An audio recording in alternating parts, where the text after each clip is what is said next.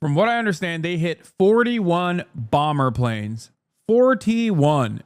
That is insane.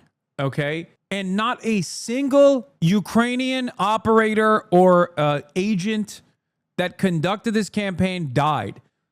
In terms of the war of attrition, okay? And I don't know if it's actually 41 planes that are now inoperable, okay? I don't know how badly they damaged all of the planes that they claimed. That's the Ukrainian claim. Anyway, let's talk about this. This is going to piss off a lot of people, what I'm going to say about Ukraine targeting Russian airfields in major drone attack. Are you guys ready? Let's start. To Ukraine's drone attacks that targeted military air bases inside Russia, leaving dozens of aircrafts in flames. Marcus Moore tracking the latest. Good morning, Marcus. Well, George, good morning. This was an extraordinary operation. Ukraine successfully infiltrating deep inside Russian territory and launching this attack. And this escalation comes just as a new round. No, my Ukrainian heart can't take it, Lamont. No, you're not going to be mad. No, listen, I'll just start off by saying, will I say even anything remotely critical of Ukraine for doing this? No.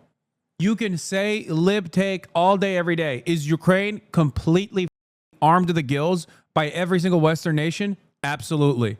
Okay. Is Ukraine completely in the right to blow up Russian bomber planes? Oh, hell yes, they are. Okay. Not even remotely questionable. 10 toes down. I hate NATO.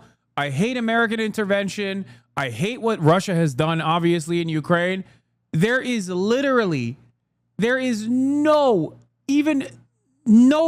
remote possibility that I would ever criticize Ukraine for doing this right now, especially right now. Why? Okay.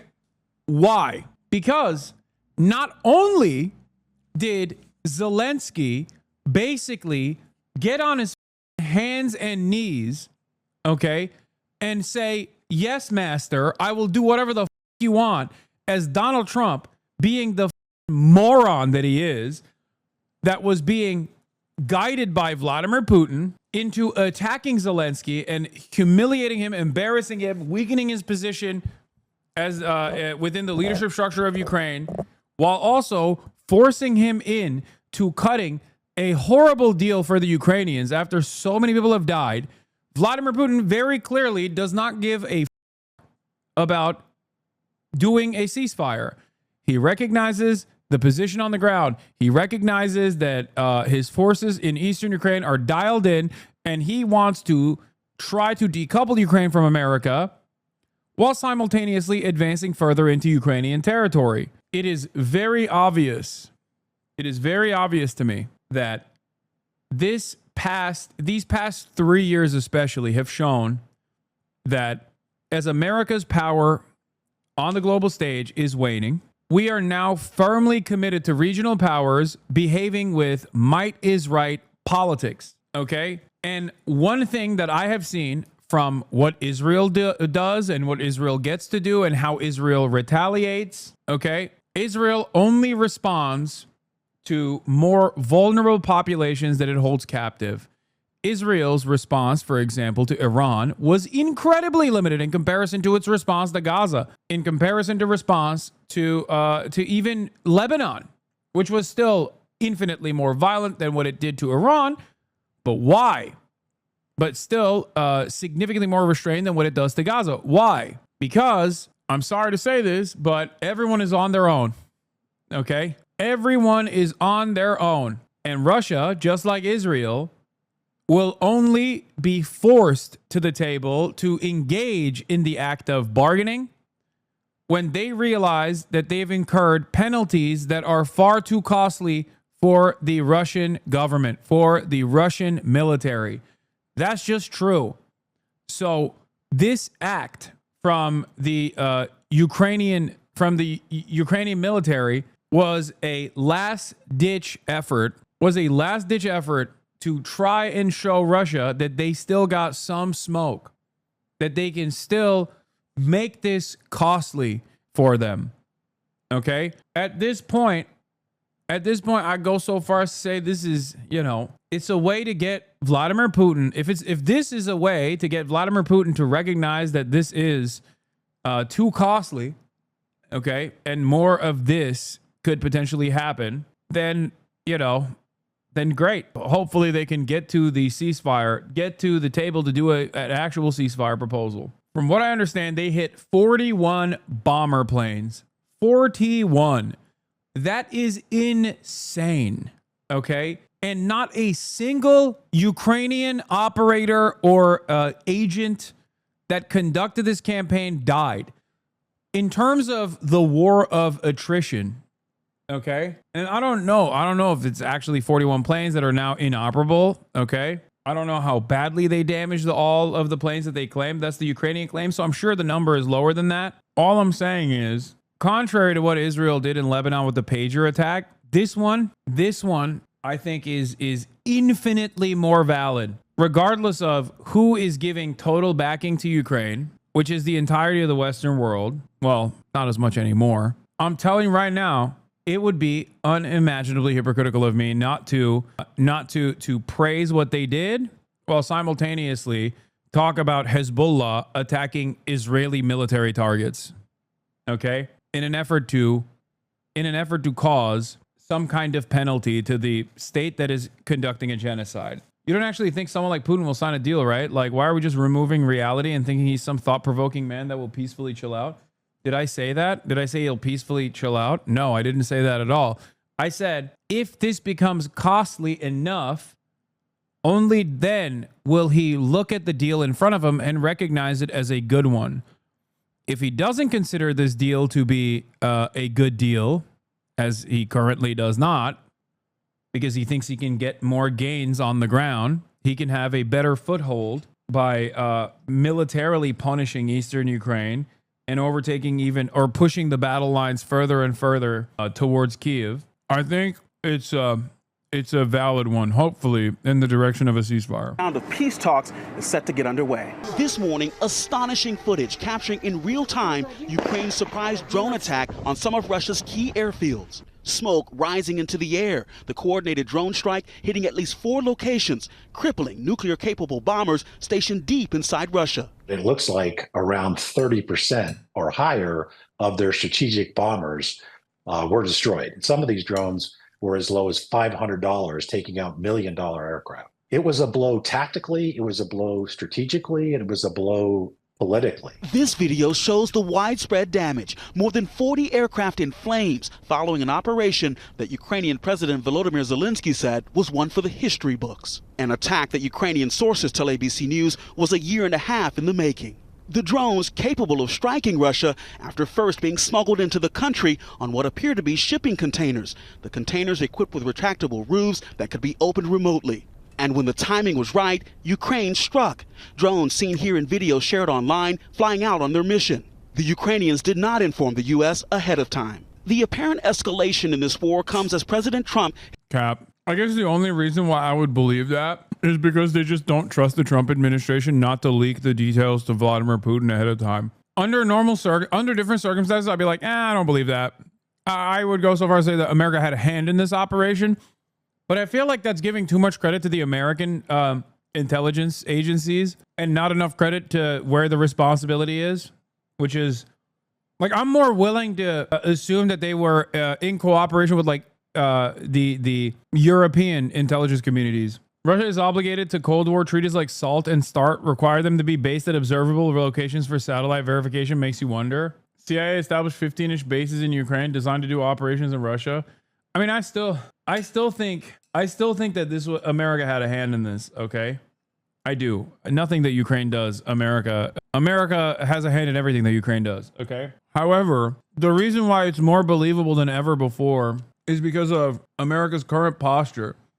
Like, I could see the CIA not informing Donald Trump. Like, even if they're conducting this operation, I could see them not telling Donald Trump until after the fact. Donald Trump is basically a couple steps removed from talking about how Ukraine is the enemy of mankind, like Tim Pool, bro. He also does not want to offend the sensibilities of Vladimir Putin, who he often repeats is not behaving like himself. Whenever he talks about Vladimir Putin, like, I don't know, bombing civilian targets or whatever, He just keeps going, oh, this is not like you, Vladipu. It is exactly like him. What the do you mean? What is he like if not this? Like, I can see both sides of this argument. On the one hand, maybe they finally got the Trump and got him to recognize that, like, unless there's additional pressure on Russia, he's not going to come to the table. And he's just basically playing you like a fiddle. Or he's basically stating, or they just didn't tell him at all until after the fact because they were worried he would still leak it to Vladimir Putin because Donald Trump knows Vladdy gets mad when, when things like this happen.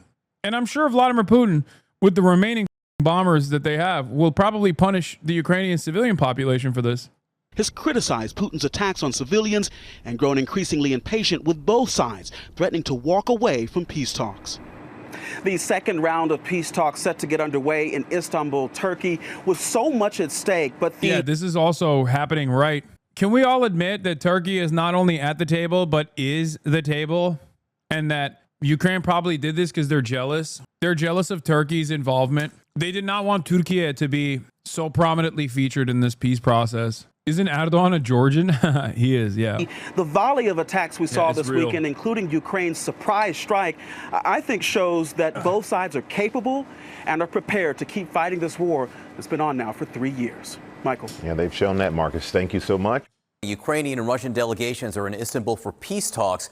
The real story, though, this unprecedented and audacious drone attack by Ukraine on Russian airfields and bombers. Ukraine attacked bases deep inside Russia, thousands of miles from the front lines, in what they're calling Operation Spiderweb. Ukrainian officials said that dozens of Russian warplanes were destroyed. Let's get right to CNN Chief International Correspondent Nick Payton-Walsh. This is quite a backdrop for these talks, which take place shortly, Nick. Yeah, I mean, absolutely startling, the sophistication of this raid. One of these air bases hits almost halfway across Siberia. The Ukrainian security service able to use mobile wooden homes. Essentially, the roofs of them seem to have opened up and allowed these clouds of drones remotely piloted to target some of Russia's most important long-range strategic bombers. 41 damaged, according to Ukraine's security service, at air bases that must have thought they were basically far enough away to be impregnable. Ukraine very keen to announce that all the people involved in this year-and-a-half-long operation have since left the country. And yet another sign of how Ukraine able to use its outsized use of technology to inflict significant. Ain't no way. If Taco Trump is already folding on Iran, the American people need to know about it. Oh my God. Oh my God. Remember how I was joking about, like, let's talk about Taco Trump and how let's use Taco Trump to get a ceasefire negotiation. Remember when I said that? This piece of shit, this demon turned around and is like, oh, Taco Trump gotta nuke Iran. You better nuke Iran. He's doing it for evil. He's doing it for evil. God, I hate these animals, dude. Damage on Russia's enormous military, something which, frankly, Kiev has always felt would be impregnable, but is increasingly showing its vulnerability over time. What does this mean? We don't know exactly what damage it's going to do to the nightly horrors inflicted on Ukrainian civilians by these long-range bombers. Some of them, indeed, were old enough they were still using propellers. But it's another sign that Ukraine is able to sometimes upset the balance. And as you mentioned, too, a remarkable backdrop for these talks in Istanbul. Here's what I'm going to watch it afterwards, after I'm done. Ukraine's President Volodymyr Zelensky at a NATO summit in Vilnius they had to say. Europe, together with America, has better weapons than Russia. We also have stronger tactical solutions. Mr. President, you have to allow us to blow up the Russian airplanes. Mr. President. I'm sorry. They are saying you are Taco, Mr. President. I do not believe. Our Operation Spiderweb yesterday proved that Russia must feel what its losses mean. Now do Hamas. They don't even, Hamas rarely ever speaks English, dumbass. I would. I do like a Arab accent every now and then. Is what will push it toward diplomacy. We just lost the Ukrainians, you won back. Come on, dude. I mean, listen, I think this was an impressive act of espionage. Okay. But like, yeah, I'm going to still do the Zelensky voice. And when Russia takes losses in this war, it's obvious to everyone that Ukraine is the one holding the line, not just for itself, but for all of Europe. You could see in his arrival in Vilnius, Zelensky there with a bit of a spring in his step, frankly. To Mr. President, I say, you're welcome. A long needed boost to Ukrainian morale, suffered so badly after that Oval Office blow-up with President Donald Trump. Does this change Russia's thinking? Well, many felt these peace talks in Istanbul were another example of Moscow's slow rolling, a peace process that had very minimal interest in seeing lead to a ceasefire. Bro, dude, it's kind of crazy watching Russia operate on the Israel route without being the favored client state. You know what I mean? Like, they literally saw what Israel was able to do. They saw what Israel was able to do with like the ceasefire negotiations and how they could string along the dumbasses in the American government. And because imagine comparing Ukraine to Hamas, like the US ain't already giving Ukraine. Yeah, no, there is no comparison. We are backing Ukraine in this conflict. Okay, we are backing the complete ethnic cleansing of the Palestinians that Israel is doing and is committed to. What's stopping Ukraine from doing another mission like this with the drones? Russia can't possibly screen every truck coming in. I know, which is why acts like this are not about the immediate impact, to the planes that they blew up, but more so the threat of more incidents such as this one happening. That's the real story here. But it may make the Kremlin begin to wonder if surprises like this come along. Also, for the record, blowback is not a concept exclusive to the United States of America, chatters. What the kind of blowback do you think Russia is going to experience? Especially after it permanently annexes eastern Ukrainian territories. You think people are going to forget? You think they're just going to turn around and be like irredentist actions are different at the end of the day. While Ukrainian nationalism is built around not being Russian, there still is a closeness both in language and culture and shared history between Ukrainians and Russians that does not exist for the Palestinians and Israelis. Okay? Like, Russians' actions are not settler colonial in the same way. It's still a right-wing government that is engaging in irredentist action, overtaking territory from a sovereign nation and destroying their sovereignty, and it will still inevitably bear a ton of resentment, understandable resentment, and also blowback to Russia. Okay? 100%. Russia cannot, as I said from day one, Russia cannot permanently annex Ukraine, even bits and pieces of Ukraine. It's a bit settler colonial. They're trying to depopulate areas and send Russians in. Yes, that is also true. That's USSR also did Russification in numerous places, including but not limited to Crimea. But what I mean is there will still, like, Russia thinks that there are plenty of people who are still sympathetic to Russia in the territories, which will make it easier to occupy, which will make it easier to engage in constant surveillance of the Ukrainian population in an effort to squash any attempts of rebellion. Okay? They're wrong. I don't think they will be able to do that. That's why I said that it is impossible for Russia to permanently occupy Ukraine. Frequently enough, how long they can sustain this conflict, and it may do practical damage to their war effort too, John. So a remarkable weekend here. I should point out too, record number of drones launched by Russia over the weekend, and a startling number taken out by Ukraine's electronic warfare too. So technology increasingly on Ukraine's side, John. Yeah, Ukraine very much trying to increase the costs on Russia and what impact that could have on discussions going forward. Nick Payton-Walsh for us. Thank you, Nick. Let's get more now on these major developments. With us now is Admiral James Stavridis. He is a CNN senior military analyst and former NATO Supreme Allied Commander. Also, CNN senior political commentator and former Congressman Adam Kinzinger. He's also a former member of the House Armed Services and Foreign Affairs Committee and served in the Air National Guard. Good to see both of you. Thank you so much. Congressman, you first. Do you think this is a game changer or of some other significance that Ukraine could pull this off? Yeah, this is a huge deal. I think no matter what happens, they are going to overstate its importance, though. Like, while I do think that this is a significant counter that will hopefully leverage Russia, that will hopefully give Ukraine more leverage to at least get Russia to the table, okay? these guys, I suspect, are going to not try to push a ceasefire, but instead will be like, that's right. That's why Ukraine needs to keep fighting. Ukraine needs to keep fighting. Ukraine needs to keep fighting. It's obvious. Ukraine has all the manpower. Ukraine has all the power. Please keep fighting. Another spring counteroffensive incoming. Leverage Russia. Oh no. No, I mean, like, this gives Ukraine leverage, because now that there is a ceasefire negotiation at the table, and Russia very clearly is using the ceasefire talks, the back and forth, in an effort to try and sever America's ties with Ukraine by constantly telling him, like, oh, we're any day now, we'll do a ceasefire, I promise, because he knows that this is beneficial for Trump. Okay, he knows what motivates Trump. Vladimir Putin is a leader of a state for decades now. This is, I would actually say this is right there with when Ukraine had their very successful counteroffensive. Keep in mind, we've recently had, the President of the United States say that Ukraine doesn't hold any cards. This is cards. This is a serious amount of cards, by the way.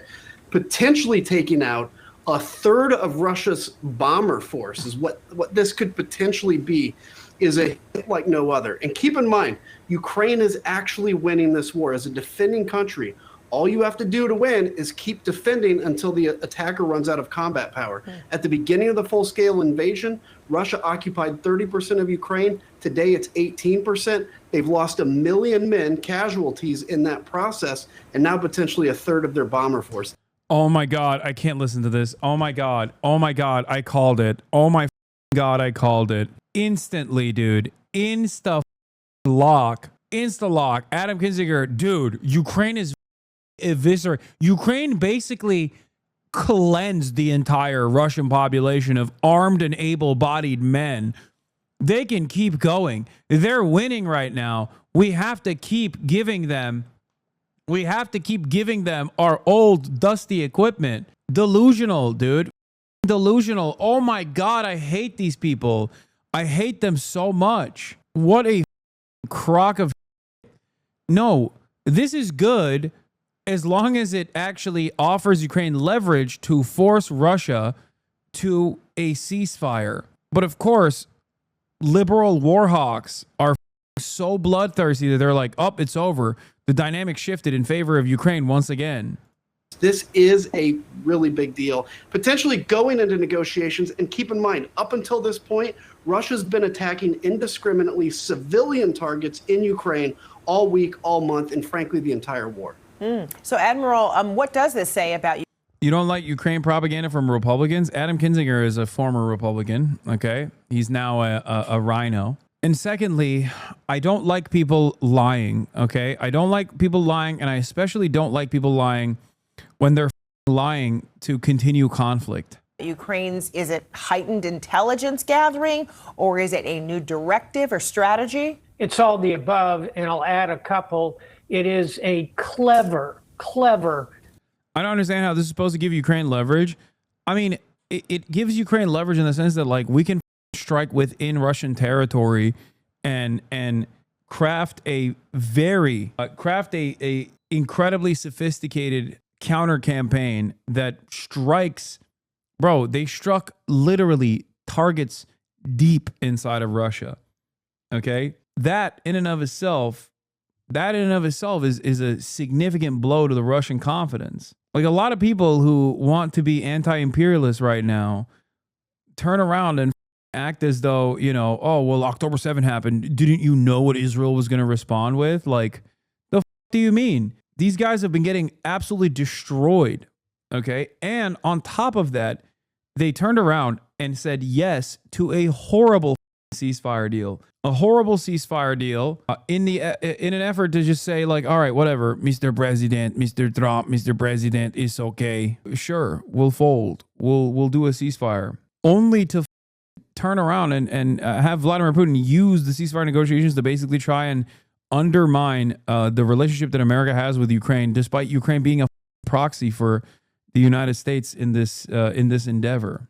Tactic. What they did was put these drones, copter drones into trucks. They got them deep, deep inside Russia. A way to think about these strikes, this would be like launching from Washington, D.C. and attacking Look, anyone that tells you this is a tide shift and that Ukraine is now winning is a delusional monster. Okay? If liberals predictably use this as an opportunity to bang the war drums harder, then, you know, that's up. Yeah, send Adam Kinzinger to the front lines, dude.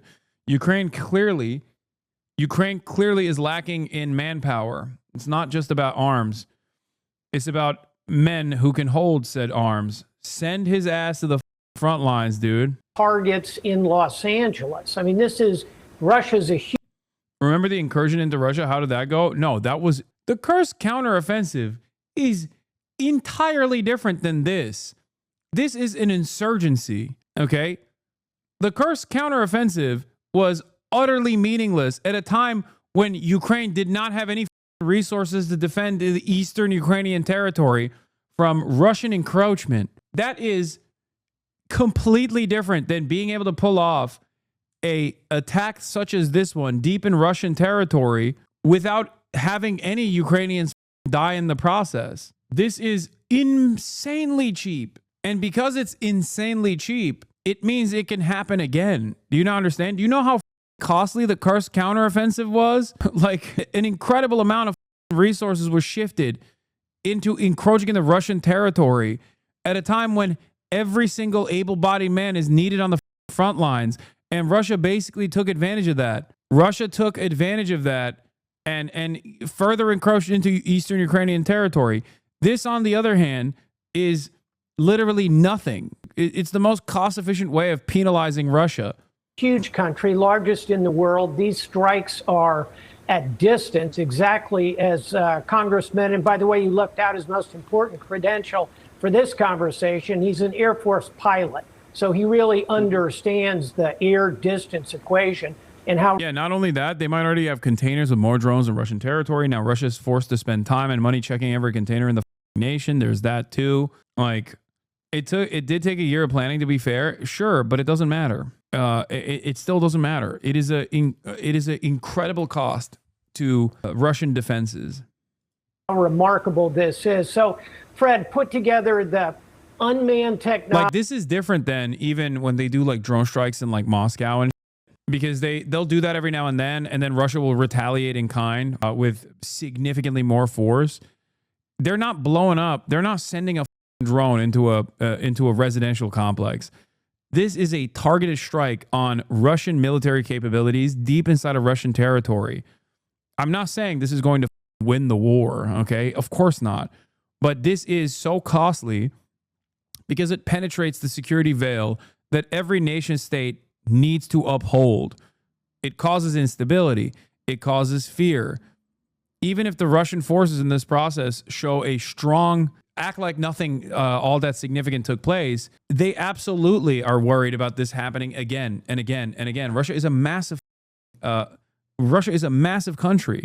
It is not that easy to monitor every single piece of commerce that goes in. Okay? Strategically, this was a million times, in my opinion, a million times more sophisticated and better than the Kursk counteroffensive. Why do you keep saying Ukraine signed a ceasefire deal? When did that happen? Do you mean the minerals deal with Trump? No, Ukraine is literally now saying we will sign a ceasefire deal, that the one that Trump designed. A part of that is also the minerals deal with Donald Trump. Russia has consistently kept pushing the ceasefire deal off over and over again. The intelligence of the locations and the military savvy to load it on trucks, get it across this vast country, launch it at scale and at distance. I think it's a remarkable strike. I'm Greek American, so I've got to give you this. It's kind of the Trojan horse. It's these wooden crates that got pushed into the country, and suddenly sprouting forth from it are these warriors destroying all of these planes, none of them human beings. It's really quite a remarkable military feat. Russia says they want a peace deal, not interested in a 30-day break to rearm Ukraine. Okay, dude. Come on, guys. That's literally the same that pro-Ukraine NATO Andes would tell me when Russia did not have the upper hand, or rather, Ukraine had the highest position of bargaining. That literally is the same shit. People that want the war to continue just basically say that, okay? They say that. They say that lie. Oh, we don't want you to re-up and rearm. That was, for the longest time, what the Globe Twitter used to say to me when I was like, Ukraine should do a ceasefire deal. Ukraine should do a ceasefire deal. Russia has the upper hand now. You want Ukraine to fight another year and lose more territory? Wait, what? What are you saying? I want there to be a ceasefire deal. What the I don't want Russia. I don't want Russia to continue encroaching into Ukrainian territory. So then, Congressman, I also don't believe that any kind of real commitment to ceasefire could take place without, I think, involving China in the process. But clearly, Ukraine is likely preparing for some sort of retaliation. But at the same time, what does this kind of successful, attack from their standpoint do to the morale for Ukrainian fighters? This is huge for Ukrainian morale. This is devastating for Russian morale. Now, keep in mind in this process, we're going to see, so Ukraine is going to see how Russia responds to this. They've seen how Russia does or does not, in this case, does not defend their military bases, and they're going to adjust from that. There may be more, there likely could be many more attacks like this, kind of on the perch, ready to go in Russia. And now all of a sudden, Russia has had to go from defending its air bases and its military stuff, basically, within whatever, 500 or 1,000 kilometers of the front line to the entire amount of Russia. And keep in mind, they're already almost out of air defense as it is. They had to move almost all their air defenses to Moscow just to defend their parade. So this is a big deal. And for Americans... Oh, my God. Oh, my God. Shut the up, dude. Holy oh, brother. Yeah, dude. Any day now. Remember when I was talking to Chris Hedges about this, when I was like, you can always be wrong as long as you are directionally in line with the American State Department and their ultimate goals. This is an example of that. Guys like this have been so consistently wrong throughout the entire conflict. Okay? And no one turns around and goes, dude, remember when you said the spring counteroffensive was going to destroy the Russian forces and purge all the Russian orcs from Ukrainian territory? This is it. This is what I mean. These guys can get away with just being wrong all the time because they're wrong at the behest of the State Department. Do you think that these NAFO idiots actually believe this shit, or are they intentionally exaggerating? I don't think they give a shit about Ukrainians. That's it. I don't think they care about Ukrainian lives. That's not a part of the calculation. The only calculation they care is about unlimited weapons contracts for the people that pay their salaries. It's important to remember this. We have a choice. We can either help Ukraine defend itself, and if we do, we'll have a bit of a say in how Ukraine defends itself. If we don't, Ukraine's got to do what they can do. And again, it's important to keep in mind, every one of these targets today was a legitimate, under the rule of war, legitimate target for Ukraine to strike. What you will see in the Russian response is an attack on schools, on hospitals. Oh my God, just tell the truth. You literally know better. You know they don't actually believe Ukraine will win. Stop pushing this narrative. It's ridiculous. Wait, what? I never said Ukraine is going to win. What the are you talking about? What?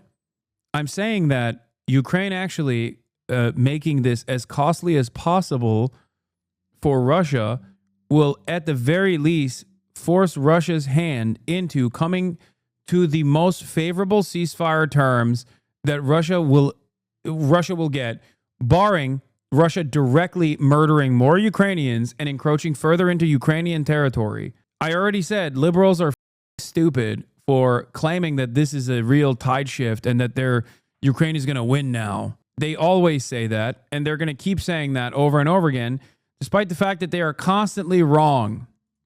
On civilian infrastructure, because that's what Russia does. Ukraine fights fair, Russia goes after civilians. And then now, Admiral, all this taking place, on the eve, give or take a few days of, this meeting that is supposed to be taking place in Turkey between Russia and Ukrainian representatives. How might this either change the dynamic, apply more pressure, or might it mean a complete retreat from even having talks like this, meaning Russia retreating? I wouldn't be surprised to see the Russians put a freeze on things. On the other hand, more likely they'll try and kind of brazen their way through it and say, we caught all the people who did this. There'll be a bunch of roundup, the usual suspect operations. Ukraine, by the way, was very careful to point out that everybody involved in this is already back in Ukraine, so anybody you arrest, Russia, is wrong. I believe that, frankly. And then secondly, again, the innovation on display here, I think, is really what you have to focus on. And so I would say the talks probably freeze momentarily, then they'll move forward. Hey, final thought for you as I watch this, as a former Supreme Allied Commander of NATO, people ask me a lot, hey, do we really want to take Ukraine into the alliance? When this war is over, this is going to be a country manufacturing 2 million, maybe 3 million drones a year. They'll have the most highly blooded, motivated military force on the continent. Do we want them on Team NATO? Man, I do. Okay, idiotic. Face to idiotic, dude. Like, no NATO in Ukraine is a perfectly reasonable red line for any regional actor that is directly in contest with NATO. Okay? And also, oh, God, liberals are so stupid. All right, let's continue. The face in Istanbul, but with a gulf still between them. The setup for the latest peace talks serving to emphasize just how far apart the two sides are. Ukraine's delegation was again dressed in military fatigues. The Russians were in suits. While both sides wore stony faces, there is clearly no love lost. The talks ended after barely an hour. The only concrete outcome, another prisoner swap and the return of dead soldiers, even though the plan was to discuss each side's blueprint for peace. A few days ago, we shared our documents with Russian side, but there has been no communication from them regarding their document until today. Only during the discussion today, Russians handed over its document to our delegation. Our teams will take a week to review the documents, and then we can coordinate further steps. Russia's document reportedly reiterates its maximalist demands, including neutrality for Ukraine, the lifting of sanctions. Yes, bro, Turkey literally is the table. Turkey is the table, okay?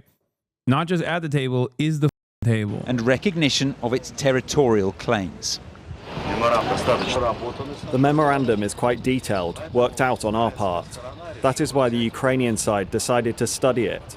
They will study it. They will respond. We'll see. The talks were overshadowed by Sunday's unprecedented attack. Ukrainian drones on Russian bombers thousands of miles from the border.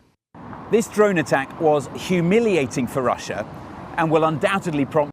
Oh no, they're gonna put... Okay, I misread. I misread the situation, chat. I feel like liberals are gonna be like, well, this is it. They're winning now. They're winning now. They're gonna be like, no, nuke the ceasefire negotiations, actually. Come on, Trump. Come on, Trump. Don't do the ceasefire, please.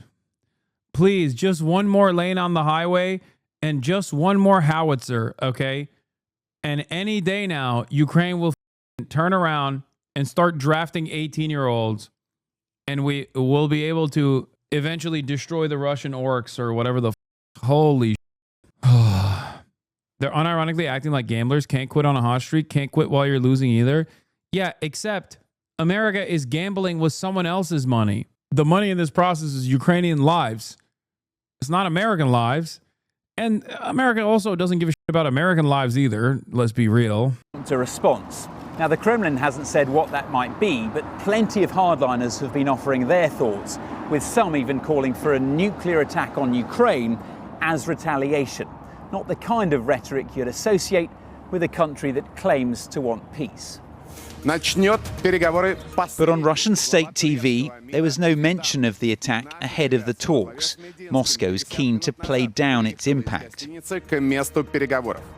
on the streets of the capital, opinions are split over its significance. I think it's exaggerated because these planes are very old and hardly anyone needs them. Besides, they're firing from submarines. I think there should have been a response already yesterday, and it should have been quite harsh. So despite the talk of peace, the mood is one of war, and a full ceasefire still feels like a long way off. Ivor Bennett, Sky News, Moscow. The media sounds exactly when Israel did his attack on Lebanon. Yeah.